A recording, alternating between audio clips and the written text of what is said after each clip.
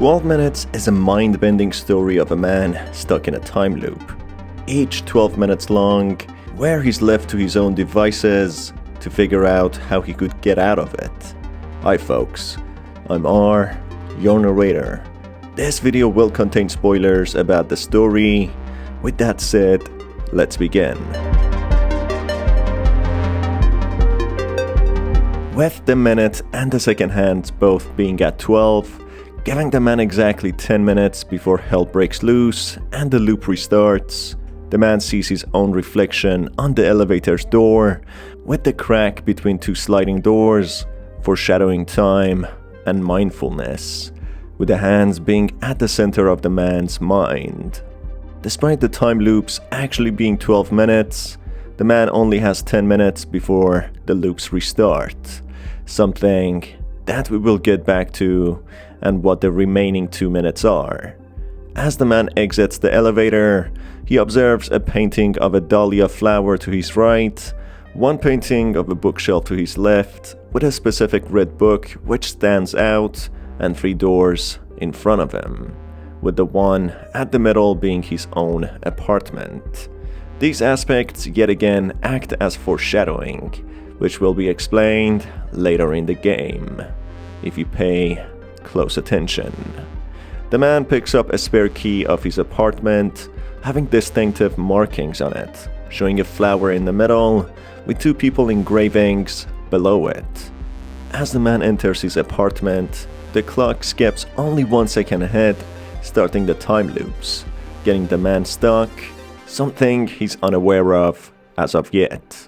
The loving wife then approaches the man and greets him passionately, informing him that she made desserts, seemingly being a special night. The wife proceeds to read a specific red book, and the husband observes the paintings within the apartment. One of an egg, one of a couple standing on a balcony, representing the couple loving each other. Over dessert, the wife gives the man a present which he opens and observes a baby onesie with the name Dahlia printed on it, with an image of a dahlia flower. The wife continues that she's pregnant and that she decided to name the baby after the husband's late mother, which she says that he didn't even know his mother. Honestly, I love it already. Hey, I have an idea. Don't laugh at me. Police, I'll open get up.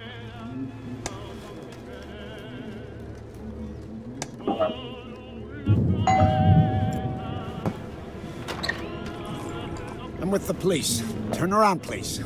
What? Me? Yes, you. Hands behind your back. Let's go. Hold still. Oh my! Hey! You're hurt. Ow! Suddenly, there's a knock at the door, with a bearded bald man, dressed in a suit with black gloves on, barging in, claiming that he is with the police. He proceeds to bind both the husband and the wife's hands and interrogate the wife about a specific pocket watch. He accuses the wife of her father's murder 8 years ago, which she persistently denies to have any knowledge of.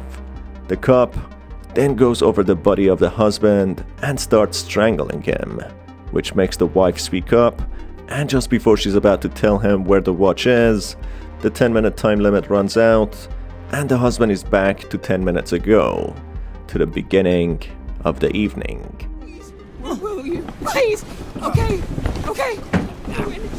Just stop. Just stop, please. I'll tell you. Just don't hurt him, please. Please. The watch is in.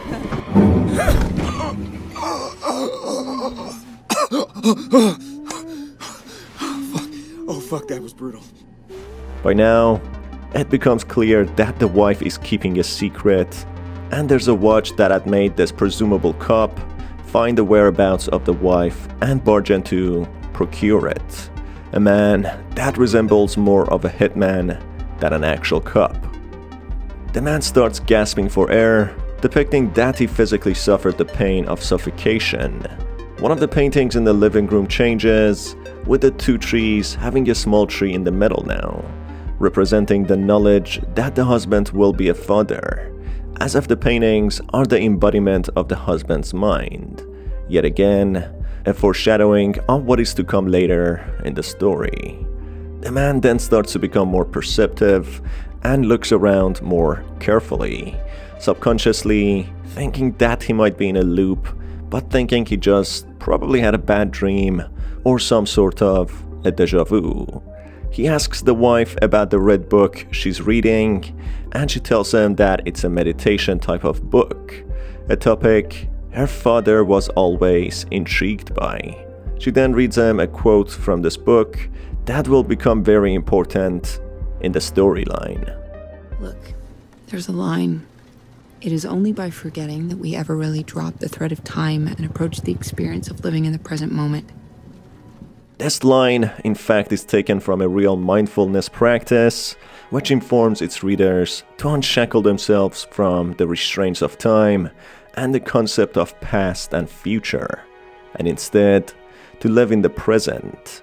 It further explains by forgetting the past, one can be free from labels, restrictions, expectations, and much more, and live the life how they want to live. For example, if one had a traumatic past or felt a certain way after several bad experiences, they shouldn't let those experiences define who they are, and instead, they should be who they want to be now. After a short conversation, the wife insists that her father died due to a heart attack and that she doesn't know of any pocket watch, clearly lying. The cop then shows up and kicks in the door after the man locking it, displaying that the door won't make much difference. After being binded, the husband cuts his restraints by the kitchen knife he picked up earlier and stands up, which makes the cop punch him and knock him out, which restarts the loop. The husband is back in the apartment at the beginning of the evening. This time, he tries to find out where the watch is by hiding inside the closet. He observes the cop break in and arrest the wife. As he beats the wife a little, she informs him that the pocket watch is inside the vent under the medicine cabinet in the bathroom. After the cop finds it, he mercilessly shoots the wife in the head, killing her and leaving the apartment, which shows that not only he cares about the watch, but he also had the intention of killing the wife from the get-go, being more of a hitman than a cop. What are you? Easy now. Deep breath in. No! No!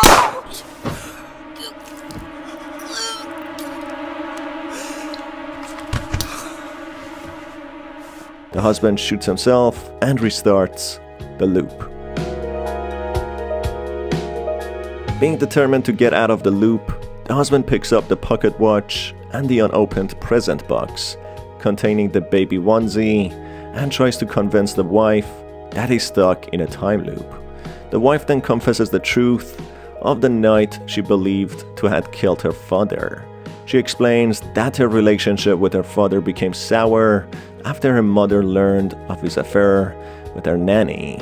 The mother's mental health progressively became more deteriorated, and as the wife explains, she had her spiral, which led to her death.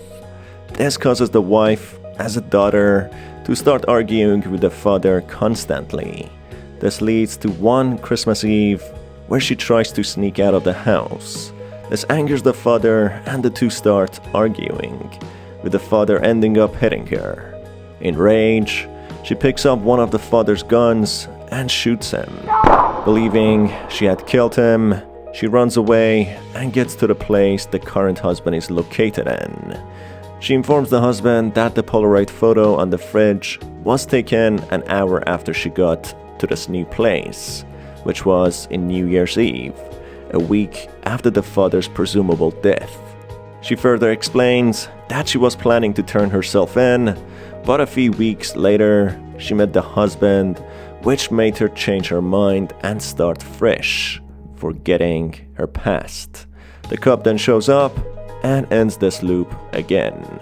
In the new loop, the husband explains to the wife specific details of the story of her father's death, which makes her believe him. They decide to leave the apartment, which resets the loop, showing that the husband is stuck in the loop and leaving the apartment is not an option. In the new loop, the husband puts sleeping pills in a cup of water and gives it to the wife to try a new technique to see if he can solve the loop. The wife passes out on the bed, and the cop, also known as the hitman or Agent 47, walks into the bedroom right into the husband's trap. The light switch is broken and zaps the cop, rendering him temporarily unconscious. The husband takes advantage of this opportunity and binds his hands. When the cop wakes up, he threatens the husband. The husband approaches the civil way and tells him that he's innocent, and cuts open his handcuffs and hands him the pocket watch. Regardless, the cop shoots the wife and tells the man to call the emergencies and tell them it was a suicide. After the 10-minute limit ends, the loop resets once more. Realizing the civil way doesn't work, the man thinks of another way. This time, the husband repeats the same actions as before, but instead of letting the cop stand up, he searches him and interrogates him. He goes over the cop's text messages and learns that his daughter, whose contact information he saved as Bumblebee, has cancer, and the cop has failed to pay the health insurance bills, causing the cancer treatments come to a stop. The husband remembers Bumblebee's contact number and stabs the hitman, so he opens up and answers his questions. The cop explains that he wants the watch because it's worth a lot of money, and it could help him pay for the daughter's cancer treatments. He further explains that killing the wife is something personal. The father of the wife was someone very close to the cop, someone he valued very much, and him dying in cold blood was something he couldn't just easily forgive. He explains that the wife shot him on Christmas Eve, then came back on New Year's Eve and finished the job, shooting him twice at close range, which proves that she wasn't the one who actually killed him. The wife was hundreds of miles away on New Year's Eve, close to where the husband is, and whoever killed him on New Year's Eve was someone else who killed him after his recovery from the gunshot of the wife. As the husband is about to ask more questions, the loop resets. In the new loop, the husband explains the situation to the wife and that she's actually innocent. The husband presses on about the nanny, whom the wife explains to have become pregnant by the father and gave birth to a boy, which the mother referred to as the monster. The nanny dies in childbirth and leaves the boy an orphan, with the father having no other option to leave him, as the wife wouldn't stand the idea of a bastard child with a different woman. The mother becomes so sick that it leads to her death, with the entire family blaming the poor boy, calling him a monster, someone whom they try to keep out of their lives and think of as a bad nightmare. The husband and wife decide to explain the situation to the cop and that the wife is actually innocent. But when the cop barges in, he says that the only people he listens to are his mother and daughter, Bumblebee, with his mother being dead. He proceeds to arrest the wife, and the loop resets again. This time, the husband remembers Bumblebee's number and calls her, pleading with her to explain to her father, the cop, to listen to them for what they have to say. This time, the cop gets called moments before he barges in, which calms him down and he decides to listen to the couple. The cop gets convinced that the wife didn't actually kill the father, as they show him the Polaroid photo. They give the watch to him to support his daughter's cancer treatments, and he vows to find the wife's stepbrother to return the favor. The cop also explains moments before the father's death, he repeated the word monster over and over again. They assumed that the person who might have killed the father is the stepbrother, as they referred to him as the monster. Happy that it's all over and the couple can now move forward and possibly find the brother, the loop resets again, showing that whatever keeps this loop on repeat is not yet satisfied. In the new loop, the paintings start to change, with the trees painting, showing that it's autumn now, with the trees representing the child and wife having lost their leaves, portraying that both the child and wife are being wiped away. The couple painting now shows the wife stepping away from the husband, with the husband's shadow showing a monster now. This time, the husband calls Bumblebee and tells her that her father is about to hurt people. Just before the cop barges in, Bumblebee calls him and makes him promise not to hurt anyone. Surely, this persuades the cop and he leaves the couple alone. This unfortunately resets the loop once again. In the new loop, the husband decides to learn more about the nanny and the possible stepbrother. He interrogates the cop, and by showing him the baby onesie, he confirms that the nanny's name was Dahlia, the same name of the husband's mother. Look at this. Cute onesie. So, what? The name. Look at the name. Is that the nanny that he had the affair with? Oh, yes! Dahlia! That's it. Her name was Dahlia. No. Please, God. She was my Mother.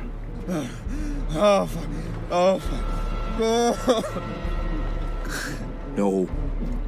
No.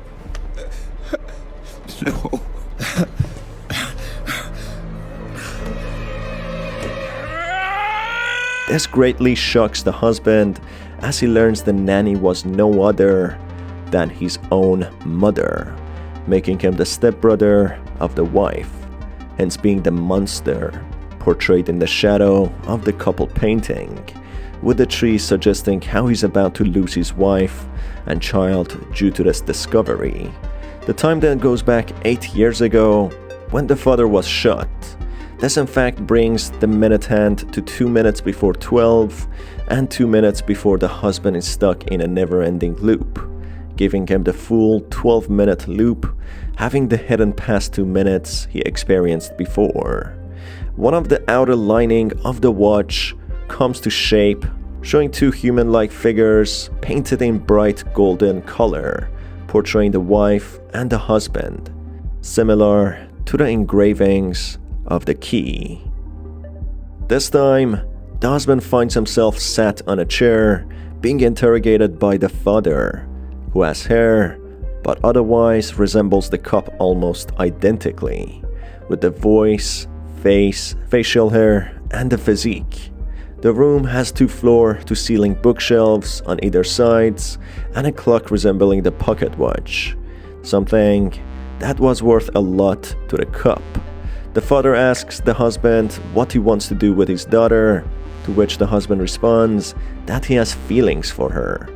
This seemingly tense but almost understandable interaction of a possible overly protective father caring for his daughter soon changes when the father mentions that the existence of the husband killed his mother and the father's wife, indicating that the husband is the stepbrother of the sister. Just you existing killed my wife. Your mother, too. Now you want my f***ing daughter. As the dialogue progresses, the husband insists that they're in love and they would overcome it, and that the husband would tell her the truth, in a way showing as if this scene is happening in real time after the husband and the wife are together and have seemingly spent years together, something that contradicts the previous story that the father died before the wife and the husband even met. Infuriated to the answers the husband is giving him, the father pulls out his gun and repeatedly hits him with it, which soon escalates, and the son, the husband, or also known as the stepbrother, accidentally shoots the father twice. This brings the minute and second hands back to the beginning of the 10-minute loops at 12, unveiling the past events which led him here.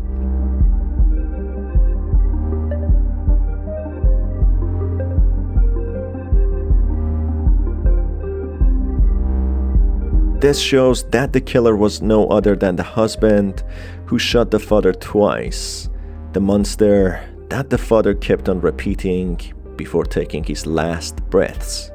However, the husband and the father were talking as if the husband was already with the wife. But based on the story the wife gave to the husband, they met 8 years ago for the first time, not knowing each other at all, which was weeks after the father's death. Therefore, the interaction between the father and the husband 2 minutes before the beginning of the loops was something surreal, as the reason he shot the father was due to an argument about whether being with the stepsister or not, as if this encounter only happened in the husband's mind. The man finds himself yet again in his apartment in the beginning of the loop. The trees painting this time shows winter, with how the trees portraying the husband and wife are bare, with the small tree completely vanished, depicting that the child doesn't exist, or shouldn't. The egg painting shows a dragon or a snake is starting to hatch, and the couple painting shows that the wife is fully gone now, with the husband left alone with his monstrous shadow. The husband talks to the wife and confesses that he's the real murderer and the stepbrother of the wife. But the way he confesses is as if the husband knew about it but kept it a secret, apologizing and saying that it's all his fault and he should have told her before, but didn't, as he was afraid to lose the wife. This shows how it might all be a figment of the husband's imagination, and the story is developing based on the husband's understanding, with many aspects not fitting the plot, such as already being with the wife and the father figure trying to stop him, but he shoots him dead. But in his narrative, the father died 8 years ago before he met the wife. It all seems like a lucid dream, with many things not actually fitting the narrative, but within the dream making sense and seeming real. The cop barges in again, and the husband explains the new situation to him. The cop becomes disgusted with the discovery to how the husband killed his own father and married his sister, and leaves the apartment after taking the watch. The wife, being even more disgusted, demands for the husband to leave the apartment, which yet again resets the loop. This time, the husband takes the watch out of the vent and stares at it, which turns back to the time to 2 minutes before the loops. The watch transforms into the clock in the father's room, and the husband finds himself yet again in the same room, being interrogated by the father. One of the bookshelves now has the red book that the wife was reading, similar to the painting he saw in the very beginning of the game in the corridor. It's now daytime with rays of light poking through the glass doors, compared to the previous encounter that was during nighttime, portraying the New Year's Eve. The father welcomes the husband back as if he woke back up from a dream. This time, the father is calmer and friendlier, telling the husband that both the brother and stepsister deserve better. The father tells the husband this isn't how he wanted to break the news to him, and how it's even worse now that they have a baby. This clearly shows what's happening to the husband is within his head, as this figure resembling the father knows about the most recent events. A character that is said to have died 8 years ago, before the wife and the husband even met. The husband has a choice between leaving the wife or insisting to be with her. If he chooses to leave it all behind, the father embraces him and encourages his strength and decision. This makes the clock's hands to fall and presumably break the threads of time, therefore breaking the loop. If the husband decides to continue on the story, he finds himself back in the elevator, this time leading him to the same hallway. This time, there are no paintings of the father's library and the dahlia flower, and there's only one apartment ahead, with the two on the sides gone, which might have portrayed the existence of the unborn child and the wife, who don't exist in the husband's life anymore. As the man goes to his apartment, it's fully unfurnished and empty, with the wife not being present, showing his clear mind now. However, the man can still inspect the vent and find the pocket watch, which gives him more chances of changing his future, providing different realities. As of yet, making this video, there are no clear and confirmed true endings to the story. We'll leave it at this ending, that the husband decided to be alone and stop the unethical relationship with his stepsister. The 2 minutes before the 10 minutes loops could suggest the real time or the psyche of the protagonist or the husband. His decisions in the 2 minutes unfold the next 10 minutes and how life would have turned out for him. As it shows, the next 10 minutes only lead to misery, death, and pain. Therefore, there is no escaping with the wife, and with the true redemption happening only when the man decides to stay clear from his stepsister. I have some theories in regards to who the cop is and what he represents alongside his daughter, Bumblebee, and the illness she is facing. Also, the watch has a strong role in the story, with many other aspects of the game. I will make a subsequent video explaining all the endings and theorize all the hidden aspects, so make sure to stay tuned not to miss out on that video.